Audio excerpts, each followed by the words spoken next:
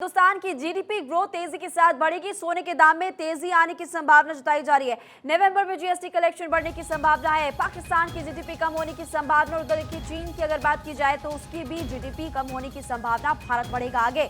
और stock market के बारे में लगातार हम आपको बताते हैं शेयर बाजार में आज का क्या हाल रहने वाला है वो भी इस पर निर्भर करता है। देखिए स्टॉक मार्केट की अगर बात की जाए तो बुधवार को सुबह से तेजी देखने को मिली थी। शेयर बाजार कल बढ़त के साथ बंद हुआ तो आज भी कई शेयर्स में तेजी के साथ बढ़ने के संकेत नजर आ सकते हैं। और डेली बार 24 आपको मार्केट का अपडेट देते हैं।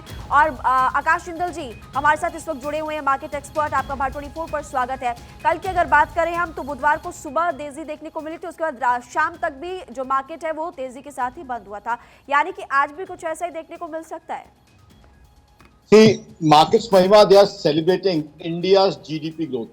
India's GDP growth is expected to be very good, and markets are almost celebrating that. As an economist, what I would say is, India is clearly the brightest spot in these आकाश जी माफ slowdown कीजिएगा, and मुझे आपको recession. रोकना पड़ रहा है, लेकिन आप भार 24 के दर्शकों को अगर बताना चाहें तो आसान भाषा में यानी कि हिंदी में आप एक बार समझाइए क्या देखिए आज की तारीख में हिंदुस्तान की जीडीपी ग्रोथ जो एक्सपेक्टेड है वो बाकी इकोनॉमी से कहीं ज्यादा तेज, कहीं ज्यादा है।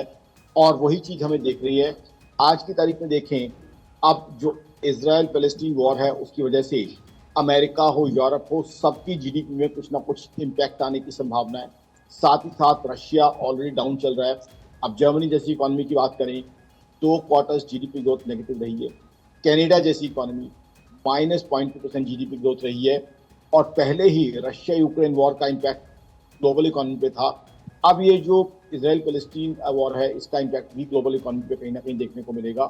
तो ओवरऑल कहीं ना कहीं जहां दुनिया के बड़े हिस्से में या कुछ स्लो डाउन है या फिर कह सकते हैं रिसेशन है, ऐसे में हिंदुस्तान में तेजी मजबूती दिखाई दे रही है। और इसका एक और इंडिकेशन है दिवाली के एडवांस बुकिंग नंबर। दिवाली में क्या है, जो कॉर्पोरेट्स जिन्होंने गिफ्टिंग करनी होती है उनकी बुकिंग्स अक्टूबर के पहले 2 हफ्तों में हो जाती है। और जो अभी तक रिपोर्ट्स आ रही हैं, मेरी ऑर्गेनाइजेशन आकाश.in का एक्सपेक्टेशन या एनालिसिस ये है कि दिवाली की एडवांस गिफ्ट बुकिंग बहुत ही साइजेबल क्वांटिटी में, बहुत ही बड़ी क्वांटिटी में हो रही है। इसका मतलब है ये दिवाली भी बम्पर दिवाली होने की उम्मीद है। और दिवाली हिंदुस्तान के लिए सेलिब्रेशन तो है ही है, धार्मिक इवेंट तो है ही है, साथ ही साथ एक बहुत बड़ा ऐसा इवेंट भी है जहाँ दबा के बाइंग होती है, कंजम्पशन होती है।